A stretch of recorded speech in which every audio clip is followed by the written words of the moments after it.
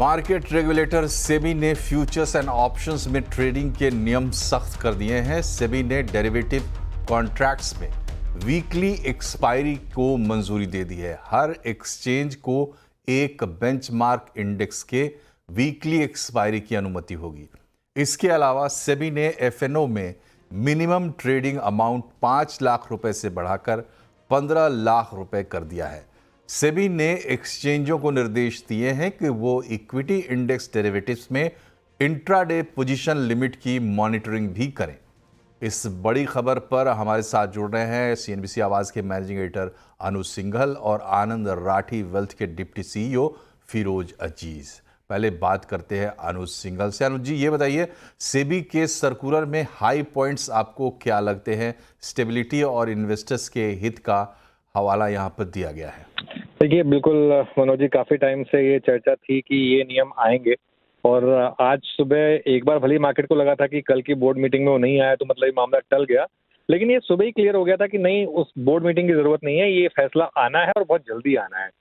सबसे इम्पोर्टेंट फैसला है वीकली ऑप्शंस को कम करना और ये मेरे ख्याल से सबसे अच्छा फैसला है, क्योंकि इस मार्केट का अगर सबसे ज्यादा रिटेल का अगर भट्टा किसी ने बिठाया था तो वो जो डेली ऑप्शंस की एक्सपायरी हो रही थी उसकी वजह से 5 दिन में 6 एक्सपायरी हो रही थी, 2 बीएससी की, 4 एनएससी की।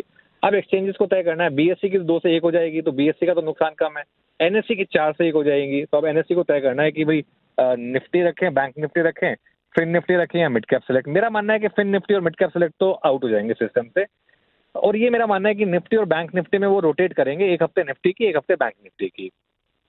दूसरा जो बड़ा कदम है वो मुझे थोड़ा सा डिबेटेबल लगता है, जो 5 लाख से 10 लाख का कॉन्ट्रैक्ट साइज को बढ़ाकर 15 लाख किया जा रहा है, वो मुझे लग रहा है काउंटर प्रोडक्टिव होगा, क्योंकि उससे होगा क्या, उससे होगा ये कि रिटेल के स्टॉप लॉसेस ज्यादा लगेंगे, क्योंकि पोजीशन साइज बड़ा होगा तो ऑब्वियसली, और रिटेल तो हमारा मॉनेटरी स्टॉप लॉस रखता है तो वो लग जाएगा। तो इसके लिए, लेकिन वो भी सेबी का एक कुछ ना कुछ सोच रही होगी तो सेबी ने वो किया है। और बाकी जो मेजर्स हैं वो कोई बहुत ज्यादा चेंजेस नहीं है उसमें। वो ऑप्शंस में अपफ्रंट मार्जिन वसूलना वो ज्यादातर ब्रोकर्स वैसे भी लेते हैं, लेकिन जो सबसे बड़ा फैसला है वो वीकली ऑप्शंस एक्सपायरीज को लेकर। अब ये क्यों किया गया है? देखिए, सेबी की रिसर्च रिपोर्ट लगातार कह रही है कि 93% ट्रेडर्स पैसा लूज कर रहे हैं। अब 93% पैसा ट्रेडर्स जो लूज कर रहे हैं उसमें अगेन मेरा ये मानना है कि उसका सबसे बड़ा कारण शायद ये जो डेली ऑप्शंस का क्रेज था उसकी वजह से था। तो अब देखते हैं इनका क्या नतीजा निकल कर आएगा। लेकिन सेबी को कुछ ना कुछ तो करना था, काफी समय से बात हो रही थी, और अब ये बात सिर्फ सेबी तक नहीं रह गई थी, ये बात मिनिस्ट्री तक पहुंच गई थी, तो डिसीजन तो आना था कुछ ना कुछ। इवेंचुअली ये आया है, अब देखते हैं। मेरे ख्याल से मेरा ये मानना है कि मार्केट काफी हद तक जानता था कि ये आने वाला है, और काफी हद तक जो मिड कैप की पिछले 1 महीने की अंडर परफॉर्मेंस थी वो इसी वजह से थी। अब ये फैसला आ गया है, थर्सडे को मुझे लग रहा है मार्केट एक बार के लिए अगर लो नीचे खुलेगा वहां बॉटम बनाएगा, और वहां से मुझे लग रहा है मार्केट में बड़ी रैली आएगी। ठीक है, हमारे साथ फिरोज अजीज भी जुड़े हुए हैं। फिरोज, क्या आपको लग रहा है जो अनुज कह रहे हैं थर्सडे को, और आप कैसे देख रहे हैं सेबी के इन मेजर्स को? ये मेजर्स, जैसे अनुज साहब ने कहा कि दो बड़े जो मेजर्स हैं कॉन्ट्रैक्ट वैल्यू बढ़ाने के, आई थिंक ये कॉन्ट्रैक्ट वैल्यू बढ़ाने के और एक्सपायरीज के डे कम करने के बहुत इंपॉर्टेंट मेजर्स हैं। जैसे अनुज साहब ने कहा कि 6 एक्सपायरी थी 5 दिनों में, तो एक फुल टाइम जॉब हो गया था लोगों का, बिकॉज पहले तो सिर्फ थर्सडे की एक्सपायरी थी, फिर वेंसडे की बैंक निफ्टी हुई, फिर फिन निफ्टी आई, फिर मिड कैप सेलेक्ट आया, फिर सेंसेक्स भी आ गया। तो क्या हो गया कि पहले तो एक दिन था तो बाकी एक इंसान को 4 दिन और क्या करना है ये सोचना पड़ता था। अब तो 5 दिन एक्सपायरी है, सेम कैपिटल के साथ आदमी 4 बार 5 बार खेल रहा है। तो आपने अगर एक्सपायरीज कम कर दी तो आपको अब जो आदमी को बाकी 4 दिन कुछ तो करना पड़ेगा, एड्रिनल के भरोसे नहीं रह सकता। So that's a very good thing. But ये अनफॉर्चुनेट है कि ये हमने प्रॉब्लम पहले क्रिएट किया, और ये सदियों पुराना प्रॉब्लम नहीं है। 1.5 साल पहले नहीं थी एक्सपायरीज इतनी, साल 1.5 साल पहले। तो दैट्स पॉइंट 1। पॉइंट 2, जो कॉन्ट्रैक्ट वैल्यू, मुझे इतना प्रॉब्लम नहीं लगता है जैसे अनुज सर कह रहे हैं, क्योंकि कॉन्ट्रैक्ट की, निफ्टी की कॉन्ट्रैक्ट फॉर एग्जांपल 50 लॉट्स की थी पहले, थोड़े दिन पहले, आई थिंक ऑलमोस्ट 6 या 7 महीने पहले 50 की लॉट 25 हो गई, तो पहले ही 10 लाख की थी, अब 25 की लॉट है, 25 की लॉट है, मतलब 6.5 लाख की आज की कॉन्ट्रैक्ट वैल्यू है, वो बढ़ के डबल हो रही है। बट आई थिंक वो आदत है डेरिवेटिव सेगमेंट को। 75 की भी लॉट होती थी, 100 की भी होती थी, जैसे वैल्यूज ऑफ निफ्टी बढ़ी है तो ये अब छोटा हुआ है। So but I think these are very good moves. और रिटेलर जो है वो नुकसान इसीलिए करता है क्योंकि उसको डेरिवेटिव की टेक्निकल चीजें समझ में नहीं आती। ऑप्शन ग्रीक्स क्या होते हैं समझ में नहीं आता है, बट लोग सटा करने लग जाते हैं डेरिवेटिव में। और इंस्टीट्यूशंस जो हैं वो एल्गोरिथम्स को यूज कर रहे हैं, करंटली एआई को यूज कर रहे हैं। उन्होंने ग्रीक्स समझे हुए हैं, डेल्टा, वेगा, गामा, टीटा, रो, ये ग्रीक्स होते हैं। इसीलिए 1.8 लाख करोड़ रिटेल से इंस्टीट्यूशनल के पास इसीलिए जा रहा है क्योंकि वो फेयर गेम नहीं है। रिटेल को इतना समझ में नहीं आता, इंस्टीट्यूशन को पूरी इंफ्रास्ट्रक्चर है इसको समझने की। ठीक है। फिरोज, जो मैंने आपसे पूछा था सवाल फिर से दोहरा दे रहा हूँ, मार्केट कैसे रिएक्ट करेगा। दूसरी चीज़ ये है कि जो ये मेजर्स ले रहे हैं, जिस पर्पस के लिए ले रहे हैं, क्या ये मेजर्स यहीं पर रुक जाएंगे या इसका असेसमेंट कब तक हो पाएगा, कब इसका हमें इम्पैक्ट देखने को मिलेगा और भी कुछ देखने को मिल सकता है? मेरे हिसाब से इसका जो इम्पैक्ट है वो ग्रेजुअल होगा, और इतना मेरे हिसाब से इतना ज्यादा इम्पैक्ट नहीं होगा। ऑफ कोर्स द वॉल्यूम्स जो हैं डेरिवेटिव मार्केट में वो बहुत शूट अप कर चुकी हैं, वो कॉन्ट्रैक्ट होंगी। एक चीज डेफिनेटली इम्पैक्ट होगा, मार्केट पे इम्पैक्ट नहीं होगा, प्राइसेस ऑफ ऑप्शंस पे जरूर इम्पैक्ट होगा। क्या हो रहा था कि अगर समझें कि इस बार की निफ्टी की एक्सपायरी अब कल छुट्टी है, परसों की है, तो लास्ट ऑप्शन स्ट्राइक है 27,900, उसका भाव क्लोज हुआ था 50 पैसे पे। आज जैसे ही एक्सपायरीज कम होंगी, ये जो 50 पैसा है वो 50 पैसा ना रखे 30 पैसा हो जाएगा, क्योंकि बहुत लोग को एक एक्सपायरी पे निर्भर करना पड़ेगा। What will change is not the markets direction, but option pricing में बड़ा फर्क पड़ेगा। जो टाइम वैल्यू ऑफ मनीज हैं, जो वेगास पे प्राइस हो रहे हैं, जो फॉरवर्ड पे प्राइस हो रहा है, उस पर जरूर बहुत बदलाव होगा।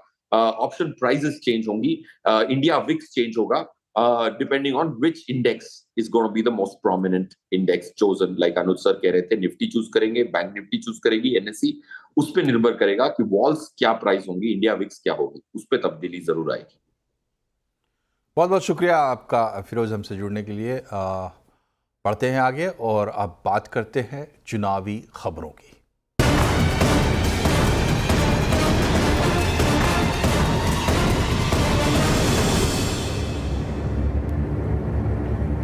प्रधानमंत्री नरेंद्र मोदी ने हरियाणा के पलवल की रैली में उन्होंने कहा, जनसभा को संबोधित किया और कहा कि कांग्रेस पर उनका निशाना था। पीएम ने कहा, कांग्रेस का फॉर्मूला है न काम करो न दूसरों को काम करने दो। कांग्रेस की राजनीति केवल झूठे वादों तक सीमित रहती है, जबकि बीजेपी की राजनीति मेहनत करना और परिणाम लाकर दिखाना है। हरियाणा की इस धरती ने हमें गीता का संदेश दिया है। हरियाणा ने हमें सिखाया है, काम करो, मेहनत से काम करो। लेकिन कांग्रेस का फॉर्मूला है, न काम करो और न दूसरों को काम करने दो। कांग्रेस की राजनीति केवल झूठे वादों तक सीमित रहती है, जबकि भाजपा की राजनीति मेहनत करना और परिणाम ला करके दिखाना। हम मेहनत पे ध्यान केंद्रित करते हैं, हम परिणाम पर ध्यान केंद्रित करते हैं। प्रधानमंत्री ने यह भी कहा कि जब तक मोदी है, एससी ओबीसी आरक्षण का हक कोई नहीं छीन सकता। कांग्रेस ने आरक्षण खत्म करने का प्लान बना लिया है और उनके लिए हरियाणा इसका टेस्ट स्टेट होने वाला है। लेकिन साथियों, जब तक बीजेपी है, जब तक मोदी है,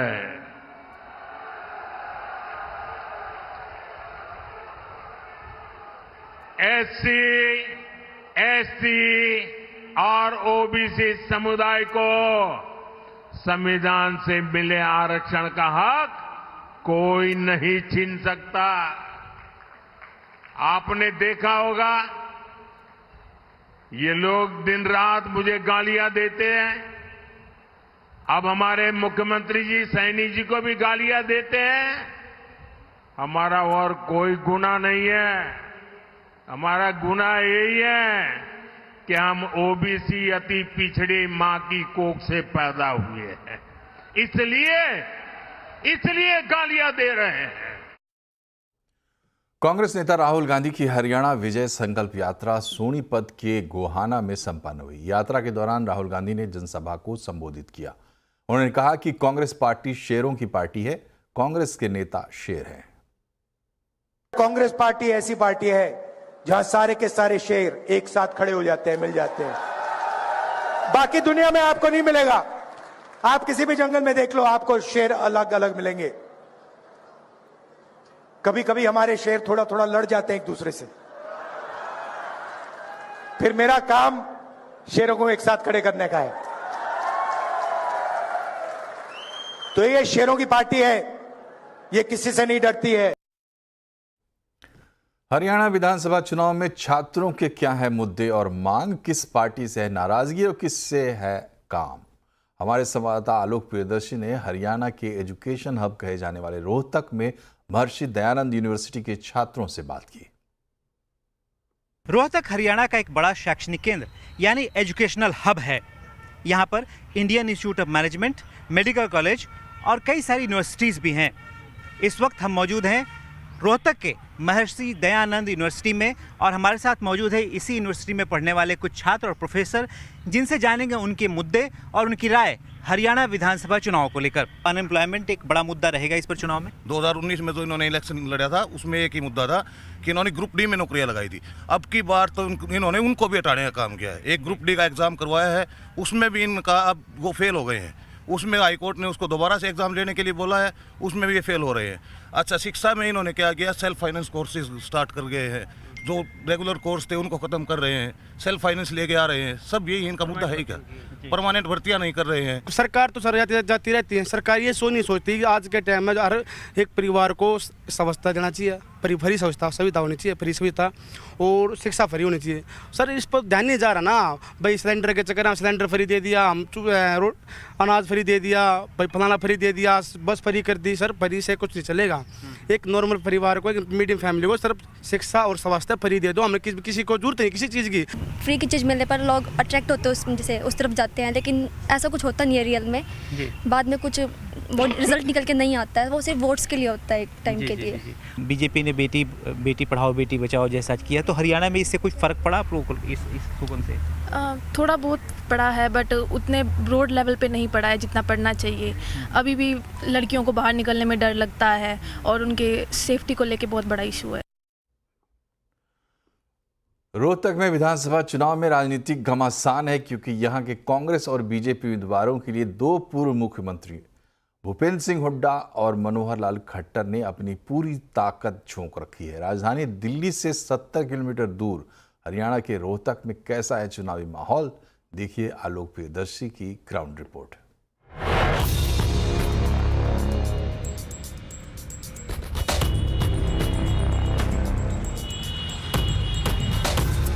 हार्ट ऑफ जाटलैंड यानी रोहतक हरियाणा विधानसभा चुनाव में खासी चर्चा में है, क्योंकि रोहतक सीट से दो पूर्व मुख्यमंत्रियों की प्रतिष्ठा दांव पर लगी है।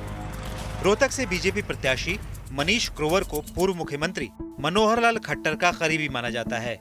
इसी तरह से कांग्रेस के प्रत्याशी और मौजूदा विधायक भारत भूषण बत्रा की गिनती 2 बार के मुख्यमंत्री भूपेंद्र सिंह हुड्डा के करीबियों में होती है। किसका पलड़ा भारी है, सुनिए रोहतक के वोटर से ही। एक नेचुरल स्वभाव है आदमी का, 10 साल के बाद आदमी चेंज चाहता है, एक वो दिमाग में है लोगों के। दूसरा रोहतक की तो पर्सनल कह सकता हूँ कि हुड्डा साहब ने विकास किया है, तो इस वजह से हुड्डा साहब की तरफ ज़्यादा झुकाव है लोगों का। जाट कॉलेज के बच्चे यहाँ से लेकर वहाँ तक सड़क पर सुबह बच्चे 4 बजे दौड़ लगाते थे कि भर्ती देखेंगे, भर्ती हो। अब आपको बच्चे दिखाई नहीं दे रहे। सर हवा तो जो ना अभी प्योर तो किसी की नहीं है। हर जगह सुनते हैं कि बराबर की टक्कर है, लेकिन जो है ना मेरे को तो लगता है कि बीजेपी की सरकार आएगी। मैं दिल्ली यूनिवर्सिटी से पढ़ा हूँ, तो इन केस ऑफ मेरिट तो मैं रखता हूँ, बट मैं खुद मतलब ये प्रेफर नहीं करता कि मैं हरियाणा का कोई एग्ज़ाम दूँ। पिछले 10 साल जो थे हुड्डा साहब के, उन्होंने अपने यारे प्यारे सगे संबंधी कार्यकर्ता के जो वर्कर के जो आदमी थे उनको नौकरी दी। अगर बीजेपी की बात करें, बीजेपी ने नौकरी दी ही नहीं। बीजेपी ये बात करती है हमने खर्ची पर्ची बंद कर दी, भी बंद तो अपने आप पे होगी जब रोजगार दिए ही नहीं। दिल्ली एनसीआर में शामिल रोहतक हरियाणा का बड़ा शैक्षणिक केंद्र यानी एजुकेशनल हब है। यहाँ Indian Institute of Management, PGI medical university और महर्षि दयानंद यूनिवर्सिटी के अलावा Baba Mastnath deemed university, Pandit Lakshmichand university of performing and visual arts के साथ साथ अलग अलग समुदायों की तरफ से चलाए जा रहे एजुकेशनल सोसाइटियां भी हैं। रोहतक एक औद्योगिक क्षेत्र भी है जहां अमूल और एशियन पेंट्स जैसी बड़ी कंपनियों के प्लांट हैं। यही नहीं, रोहतक में हरियाणा की एक बड़ी अनाज और कपास की मंडी भी है जहां सालाना करीब 700 से 800 करोड़ रुपयों का कारोबार होता है। पिछले 10 साल से आड़ती तो परेशान है, क्योंकि हर छठे महीने जो है फसल आती है तो कोई गवर्नमेंट के पास पॉलिसी नहीं है। रोहतक विधानसभा सीट के अलावा इस हलके में 3 और सीटें हैं, महम, कलानौर और गढ़ी सांपला किलोई। भूपेंद्र सिंह हुड्डा खुद भी गढ़ी सांपला किलोई से ही चुनाव लड़ रहे हैं, लेकिन हुड्डा परिवार ने अपना पूरा जोर रोहतक में लगा रखा है। अब हरियाणा के इस हलके में कौन किस पर पड़ेगा भारी, इसके लिए 8 अक्टूबर का इंतजार करना पड़ेगा। कैमरामैन दिनेश देवरी के साथ आलोक प्रियदर्शी, CNBC आवाज, रोहतक, हरियाणा। महाराष्ट्र में महायुति और महाविकास अघाड़ी दोनों गठबंधन में घमासान चल रहा है। आज आवाज अड्डा में इसी पर होगी बड़ी चर्चा शाम 7:57 पर।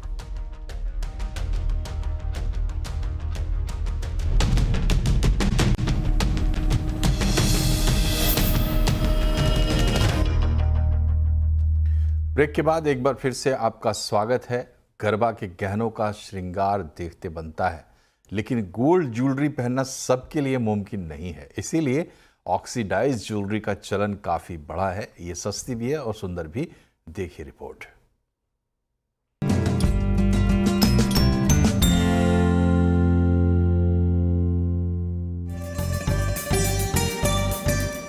ये सारे आभूषण देखिए, गले का हार, कंगन, झुमके, अंगूठी, बाजूबंद, बिंदी का हार, नथनी। देखने में ये ज्वेलरी काफी महंगी लगती होगी, लेकिन हर कोई इसे खरीद सकता है। इसलिए युवा पीढ़ी हर नवरात्रि में, खासकर महिलाएं, इसे खूब पहनती हैं। जैसे कि हर साल हर एक लड़कियों को नवरात्रि के हिसाब से नई नई चनिया चोली चाहिए होता है, नई नई ज्वेलरी चाहिए होती है। पर क्या करें, ज्वेलरी इतनी महंगी है कि रोज नहीं खरीदी जा सकती। पर जिस टाइम जब से मैं इधर आती हूँ, मैं हर साल 9 दिन के लिए नई नई सस्ती ऑक्सीडाइज ज्वेलरीज लेती हूँ, क्योंकि वो इतनी अच्छी और इतनी सस्ती है।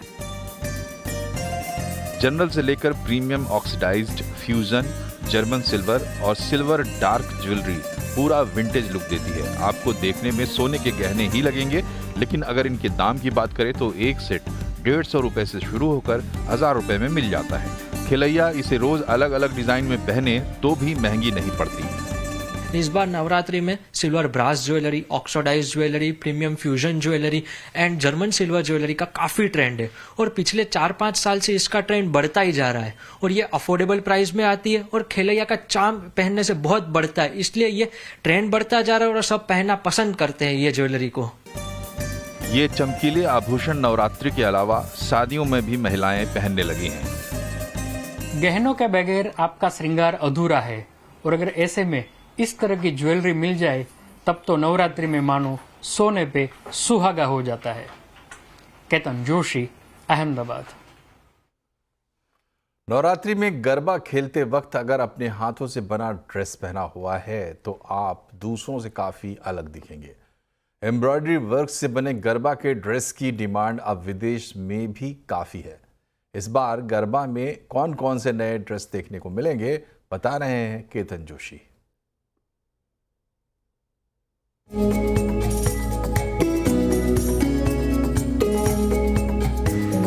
चनिया चोली, केडीयू, धोती कुर्ता, जिमी, पगड़ी और बहुत कुछ। ये सभी कलरफुल कपड़े गरबा करते वक्त आपके व्यक्तित्व को निखार देते हैं। हालांकि ऐसे ड्रेस महंगे होते हैं तो लोग रेंट पर भी ले रहे हैं।